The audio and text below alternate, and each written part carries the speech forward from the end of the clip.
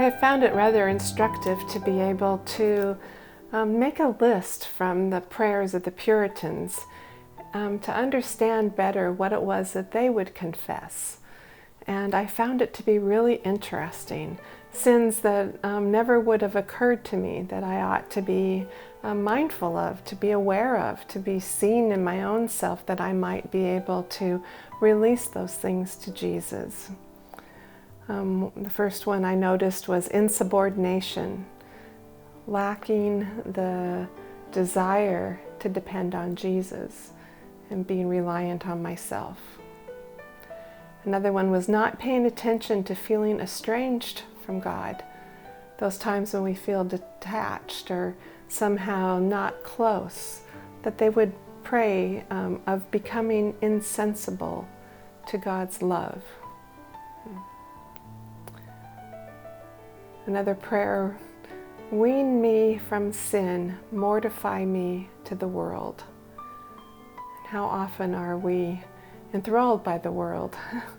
Mortify me to the world. Help me to honor thee by believing before I feel. Let me read that again.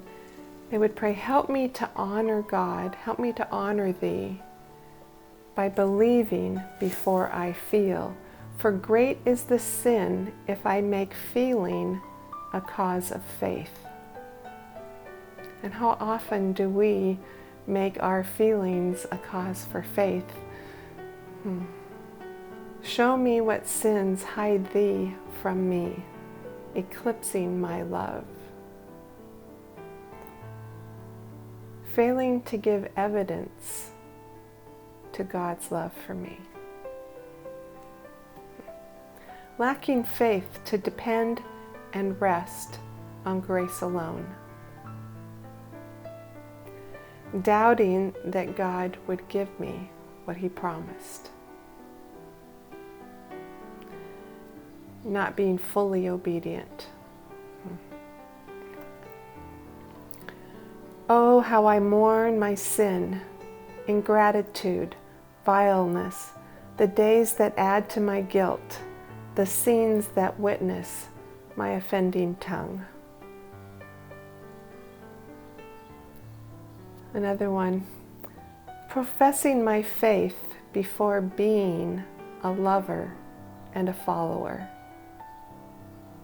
And how tempting it is to want to tell people about Jesus before we've had opportunity to be a lover and a follower. Not setting my affections above, not forsaking the world. I didn't even know what it meant to set my affections above. It took me, I don't know, maybe a year of studying Colossians and really meditating on Colossians chapter 3 and 4, but especially that beginning part of Colossians 3 to really settle into setting my affections above. Here's another one. Not being a dispenser of grace, just a partaker. Not being a dispenser of grace, just a partaker. Not bearing evil and loving those who hate me. I never want to do that. I never want to love those who hate me. And they would see it as a sin if they didn't bear the evil that others were bringing their way and loving them in the process. Here's another one. Forgetting that unearned suffering is redemptive.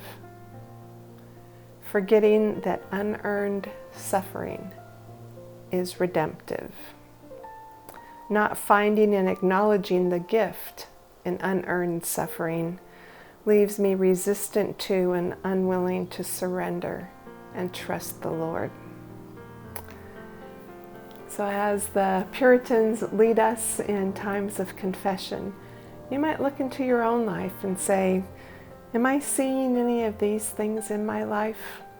Did the Lord underscore one of those, cause it to stick its neck up? You might just hold on to that, and then as you go through this week, keep it in mind. Lord, show me when I'm doing these things. And then having that regular opportunity to confess what we see Him showing to us, that we might ask Him to cleanse us and forgive us.